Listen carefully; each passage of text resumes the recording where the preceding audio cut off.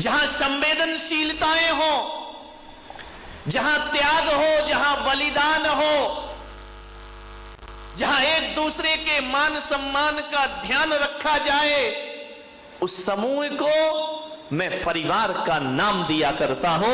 वह परिवार समझा जाता है। परिवार ध्यान रखना। मान्यवर, परिवार बिखर रहा है, मकान बन रहा है। परिवारों को संभालने की कला सीखिए। आखिर दो भाइयों के बीच ऐसा क्या घट जाता है, ऐसी कौन सी बात आ जाती है कि एक भाई दूसरे भाई का दुश्मन बन के खड़ा हो जाता है? ऐसा क्या बात मन में आ जाती है बड़े होते होते कि एक भाई कहता है ये धंधा तेरा है और एक भाई कहता है ये धंधा मेरा? परिवार बट जाता है, धंधे अलग अलग हो जाते हैं, व्यापार बट जाते हैं। मुझे समझ नहीं आता कि एक खून इतना भी बट जाया करता है कि एक दूसरे से बोलना और देखना भी पसंद। ये हालात है हमारे देश के। भाई भाई में झगड़े हैं, बेटे और पिता की नहीं बनती है, और हम धर्म की बड़ी गहरी गहरी बातें किया करते हैं। मान्यवर, जिस परिवार में दो भाई साथ साथ रहा करते हैं, जिस परिवार में चार भाई साथ साथ रहा करते हैं, जिस परिवार में एक दूसरे के बच्चे ये नहीं बताते कि ये मेरे चाचा का लड़का है, ये मेरे ताऊ का लड़का है, वह परिवार जिसमें दादा दादी भी साथ रहा करते हैं। एक बात ध्यान रखना, धरती का इससे बड़ा स्वर्ग दुनिया में कोई दूसरा नहीं हुआ करता है। और जहां भाई भाई से बोलचाल ना हो, जहां देवरानी जिठानी एक दूसरे से देखना पसंद ना करें, माँ बाप के रहते रहते दो भाई अलग हो जाएं, तो इससे बड़ा नरक दुनिया में कोई दूसरा नहीं हुआ करता। नरक है वो परिवार जहां रिश्ते आपस में बात नहीं किया करते हैं। कभी कब्रिस्तान को देखा है? देखना किसी शमशान को, कब्रिस्तान को। वहां एक कब्र में एक कब्र दूसरी कब्र से ज्यादा दूर नहीं होती है। कितनी 1 फीट 2 फीट दूर होगी। एक मुर्दा लेटा है, उसके बाजू में दूसरा मुर्दा लेटा है, फिर थोड़ा चलो तीसरा मुर्दा लेटा है। हजारों मुर्दे कब्रिस्तान में लेटे होते हैं। लेकिन कभी एक बात ध्यान रखना, ये कब्रिस्तान में लेटे हुए मुर्दे केवल लेटे रहते हैं, एक दूसरे से बात नहीं किया करते हैं, एक दूसरे से संवाद नहीं किया करते हैं, एक दूसरे की तरफ देखा नहीं करते हैं। तो जिस घर में चार भाई एक दूसरे से बात करने को तैयार ना हो, तो वो घर घर नहीं, मेरी नजरों में कब्रिस्तान हुआ करता है। अरे कब्रिस्तान में तो फिर भी ध्यान रखना, मुर्दा लेटे होते हैं, लेकिन घरों में यदि बोलचाल नहीं है तो आदमी जीती जागती लाश सा जीवन जिया करता है। जिंदगी उसकी मुर्दों की तरह हुआ करती है। बोलचाल नहीं है, एक दूसरे से बात नहीं करते हैं। मेरे देश की संस्कृति ये कलात्मक इमारतें नहीं हैं। कुतुब मीनार, ताजमहल, अजंता एलोरा की गुफाएं, लाल किला, ये मेरे देश की संस्कृति नहीं है मेरे भाई। यदि ये मेरे देश की संस्कृति हो जाएगी तो मेरा देश तो पत्थरों का देश हो जाएगा।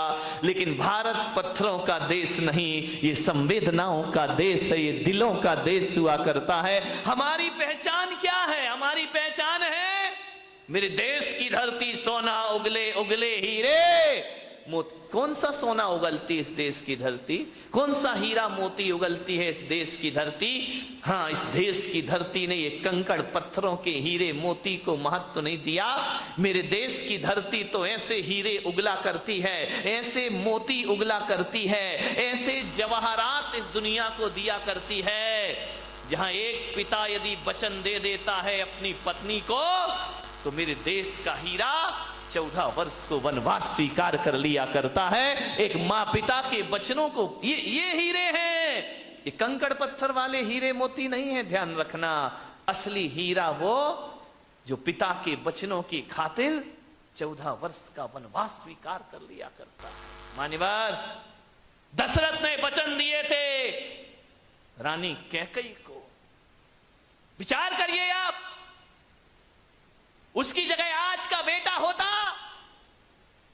तो कहता कि आपने अपनी पत्नी को वचन दिया है, उसे मैं क्यों भोगूं, मैं क्यों वनवास जाऊं, मैं क्यों जंगल जाऊं। आप पत्नी के प्रेम में पत्नी को वचन दे गए और बेटा वनवास जाएगा। और वो भी ध्यान रखना, कितना महान हीरे मोती थे वो, जिन्होंने ये भी नहीं कहा कि कौन सा तुमने हमारी सगी मां को वचन दिया है, अरे सौतेली मां को वचन दिया है, उसे निभाने हम क्यों जाएंगे, हम क्यों तुम्हारे नहीं कहा। असली हीरे मोती ये हैं हमारे देश के, ध्यान रखिए। चल दिए राम लक्ष्मण वन की ओर बिना कोई प्रश्न किए। मान्यवर, धन दौलत से परिवार नहीं चलता, भाईचारे से परिवार चला करता है, ध्यान रखिए। भाईचारा होना चाहिए हमारे। देखो, ताली बजाना है ढंग से बजाए, नहीं बजाना तो मत बजाओ। अब बजा भी रहे हो, आलस भी आ रहा है, जरा अच्छी बात लगे, दिल को छुए तो बजाइए, नहीं तो कोई जरूरी नहीं है, ध्यान रखिए। मान्यवर, विचार करना है, कैसे कैसे भाई हमारे देश में हुए हैं। ये परिवार यदि चलेगा तो भाईचारे से चलेगा, अनुशासन से परिवार नहीं चलता है। प्रेम अनुशासन से परिवार चला करता है। अनुशासन में भी प्रेम होना चाहिए, डांट में भी प्रेम होना चाहिए। ध्यान रखिए, यदि प्रेम को खत्म कर दिया तो जिंदगी बड़ी बोझिल हो जाएगी। अनुशासन में भी प्रेम जोड़ दिया जाए तो अनुशासन अनुशासन नहीं बल्कि प्रेम अनुशासन बनकर के खड़ा हो जाया करता। मान्यवर, आपसे निवेदन है, यदि दो भाई अलग अलग हो जाएंगे, माता पिता से अलग रहोगे, तो एक बात बताओ बारामती वालों, कि तुम पर अंकुश कौन लगाएगा, तुम्हारी पत्नी पर अंकुश कौन लगाएगा, तुम्हारी जिंदगी को मर्यादित कौन करेगा। आज बुजुर्ग हैं, इसलिए हमारे घर में मान मर्यादाएं, संस्कार और इज्जत बरकरार हुआ करती है, वरना कब की अदब इस दुनिया से गायब हो गई। बड़े बुजुर्ग हमारे घरों में जरूर होना चाहिए, अलग होने का प्रयास मत करिए। पहले का वो जमाना था कि हर तरह से कोशिश होती थी कि परिवार टूटने ना पाए। आज का जमाना है कि हर तरह से कोशिश होती है कि हम भी अलग हो जाएं और तुम भी अलग हो जाओ। जानो, जोड़ो परिवारों को। एक नारी यदि संकल्प कर ले कि मैं अपने परिवार को बिखरने नहीं दूंगी, एक नारी, ध्यान रखना, मुझे क्षमा करना, जब तक इनकी शादी नहीं होती, दो भाई बड़े प्रेम से रहा करते हैं, लड़ लेते हैं, झगड़ लेते हैं, फिर एक हो जाते हैं।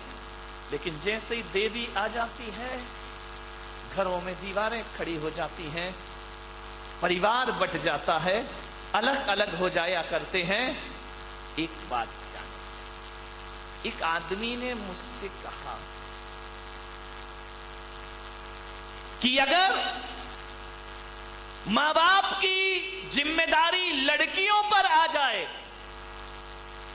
अगर मां बाप की जिम्मेदारी लड़कियों पर आ जाए तो इस देश में एक भी वृद्धाश्रम दिखाई नहीं देगा। ध्यान रखिए,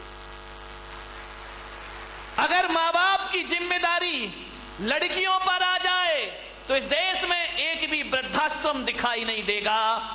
लड़के ने कहा, अगर सभी लड़कियां सास ससुर को मां बाप का दर्जा दे दें तो देश में एक भी वृद्धाश्रम दिखाई नहीं देगा। पूरी दुनिया में कहीं भी वृद्धाश्रम के दर्शन नहीं हो। ध्यान रखना, एक लड़की मां बाप की चिंता करती है, सास ससुर की नहीं करती। यदि हर बेटी सास ससुर को माता पिता समझने लगे तो हिंदुस्तान तो क्या, पूरी दुनिया में वृद्धाश्रम बंद हो जाएंगे, हर घर स्वर्ग में परिवर्तित। दोनों की जिम्मेदारी, लड़कों की भी जिम्मेदारी है और लड़कियों की भी घर को स्वर्ग बनाने। एक नारी संकल्प कर ले कि किसी भी परिस्थिति में मैं अपने परिवार को टूटने नहीं दूंगी। क्यों टूटता है परिवार? शादी करके आती हैं आप, बहू बनकर आती हैं, परिवार के टूटने का कारण क्या है? किसी ने कुछ कह दिया, आप ऐसे बाहर हो जाते हैं। सहन शक्ति नहीं है, धैर्य नहीं है। हमको उसने ऐसा क्यों बोल दिया? अरे बोल दिया तो बोल दिया। लखनऊ के नवाब के बेटे अभी जाके देखो, जो कभी नवाब बने घूमा करते थे, आज उनके बेटे रिक्शे चला रहे, तांगे चला रहे हैं। ध्यान रखना, आदमी की जिंदगी का कोई भरोसा नहीं है, कब राजा को रंक बना दे और कब रंक को राजा बना दे। क्या हुआ? दो बात, ये महिलाएं पर्युषण पर्व आ रहे हैं, 10-10 उपवास करेंगी। कुछ महिलाएं 16 कारण के 30-30 उपवास कर रही हैं, कुछ 28 के उपवास किया करती हैं, 10-10 उपवास कर लेती हो आप लोग। आपसे बड़ा निवेदन है मेरा, बड़ी विनम्रता के साथ, 10-10 उपवास में आप भूख सहन कर लेती हो, प्यास सहन कर लेती हो कि नहीं? भूख प्यास सहन कर लिया तो आपका उपवास हो गया। लेकिन मेरा आपसे निवेदन है, भूख सहन ना हो तो कोई चिंता की बात नहीं है, प्यास सहन ना हो तो कोई चिंता की बात नहीं है। मैं तो कहता हूं उपवास नहीं होता तो मत करो, अरे 2 रोटी खा लो, लेकिन प्रेम की जिंदगी जियो अपने घरों में, नफरत का वातावरण मत।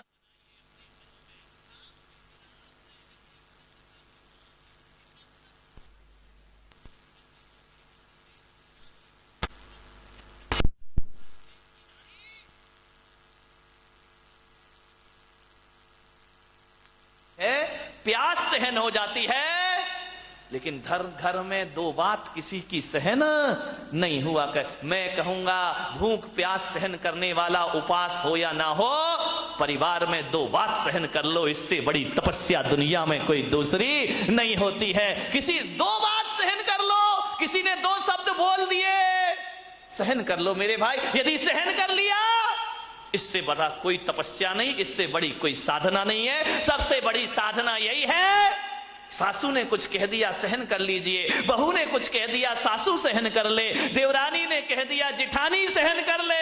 इससे बड़ी कोई साधना और इससे बड़ा कोई पर्युषण पर्व जीवन में दोबारा आने वाला नहीं। एक प्याला चाय तुम्हारे घर में भेद की रेखाएं खींच दिया करता है, ध्यान रखिए। 1 घंटे अम्मा जी मंदिर में पूजा पाठ करे, 5 पूजा करके आए, और बहू बेटी में भेद रखे, तो अपनी नजरों में धार्मिक हो सकती है, लेकिन भगवान की नजरों में धार्मिक कभी नहीं हो सकती है। मानिए, थोड़ा सा बदलिए, स्वभाव बदलिए, घर बदल जाएगा, बुढ़ापा आराम से कटेगा। सोचना है, बुजुर्गों को थोड़ी सी जीवन शैली बदलना पड़ेगी, आज की विचारधारा में जीना होगा। बुजुर्गों से भी तो परेशान है। अब एक पोता जैसे तैसे उसे गाड़ी में बिठा के मंदिर ले आए, अब पीछे दादाजी बैठ गए, आगे लड़का बैठा है। अब आज का लड़का और तुम बुढ़ापा, तुम्हारा बुढ़ापे का कितना बड़ा गैप है। अब रास्ते भर उस बच्चे के पीछे लगे रहेंगे, धीरे चला धीरे चला धीरे चला धीरे। अरे यार क्यों धीरे धीरे? उसका जान माथा दुखा दिया तुमने। उसने कहा दादाजी बैठे रहो, मैं संभाल लूंगा ना, मुझे आता है। अरे धीरे चला धीरे चला। उसका ऐसा दिमाग खराब किया तुमने, उसने जाके सामने वाले में गाड़ी ठोक दी। ध्यान रख, अब वो बच्चा कहेगा दादाजी मैं रोज लाता, तुम माथा क्यों खाते हो मेरा, चुपचाप बैठे रहो। जब गाड़ी में इतनी स्पीड है तो क्यों पीछे लगे रहते? धीरे चला धीरे चला, और धीरे ही चलना है, उतर जाओ चले जाओ मंदिर। ध्यान, ज्यादा हस्तक्षेप मत करिए मान्यवर।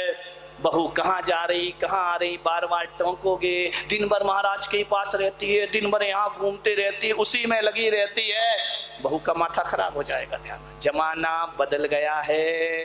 अब वो बेटे नहीं है कि तुम बोलो 14 साल का वनवास तो राम जी बीवी को लेके चले जाएं। अब तो कहेंगे बुढ़ऊ तुम्हारा वनवास, ये घर हमारा, साइन करो। ध्यान रखिए, जमाना बदल गया है। बदले हुए जमाने में बदले हुए विचारों को जिए। धन्य होते हैं वो लोग जो अपनी बहुओं को बेटियों से ज्यादा प्यार करते हैं। अभी चौके में एक परिवार, एक दो महिलाएं लगी रहती है, चेतन भाई, उनकी पत्नी अमृता। मैंने एक दिन पूछा कि तुम सुबह 6 बजे से यहां आ जाती हो, 12 बजे तक तुम्हारे 2 बजे तक चौके का काम नहीं निपटता है, 4 बजे 3 बजे फिर आ जाती हो। मैंने कहा एक बात बताओ, तुम्हारे सास ससुर बोलते नहीं है कि तुमको घर नहीं आना, घर का काम नहीं करना है, शाम को 8 बजे तुम घर पहुंचती हो? बोले महाराज मेरी सास ससुर ने कह रखा है कि तू महाराज की सेवा कर, तुम दोनों बहू बेटे महाराज का ध्यान रखना, हमारी चिंता मत करना। यदि हम खाना ना बना पाएंगे तो बाहर से बुला के खा लेंगे, लेकिन तुम आराम से महाराज की संतों की सेवा करके रहिए। जिन घरों में ऐसे सास ससुर होते हैं, नहीं तो ये प्रियंका भाग सकती क्या? ये कैसी है मुझे नहीं मालूम, सास ससुर बहुत अच्छे हैं, ध्यान रखिए। विचार करना है, सोचना है, विचार करना है, आपको सोचना है जिंदगी को। अब पुराने ढर्रे में जिंदगी चलने वाली, नए युगों में लिखेंगे हम मिलकर नई कहानी, हम हिंदुस्तानी। घर में झगड़े हो जाएं, दादाजी आए, बहू रो रही हो, सास में झगड़ा हो तो कहना छोड़ो कल की बातें, कल की बात पुरानी, नए युगों में लिखेंगे हम मिलकर नई कहानी, हम हिंदुस्तानी। अभी तो बोल दो हम हिंदुस्तानी, हम हिंदुस्तानी, हम हिंदुस्तानी। छोड़ दीजिए कल की बातों को, उसने ये कहा, उसने वो, कितना भंगार रखोगे इस दिमाग के अंदर। कहा सुनी हो गई, गई रात गई सो रात गई, और बात गई सो बात गई। भूल जाइए, ध्यान रखिए, आराम से जिंदगी गुजारो, प्रेम से जिंदगी गुजारो, उपयोगिता बनाए रखो। बुढ़ापा नहीं तो बहुत दुखदाई हो जाएगा। लिखो, लिख सकते हो अच्छा लिखो, पढ़ सकते हो अच्छी किताबें पढ़ो, ये भी नहीं कर सकते हो मंदिर जाओ, अभिषेक करो, पूजा पाठ करो, 2-3 घंटे वहां बिताओ। तुम्हारा शांति धारा में मन लगे या ना लगे, 4 घंटे मंदिर में रहोगे तो बहू की शांति धारा तो अपने आप हो जाएगी, उसके जीवन में आनंद। लेकिन क्या करे ये बूढ़ा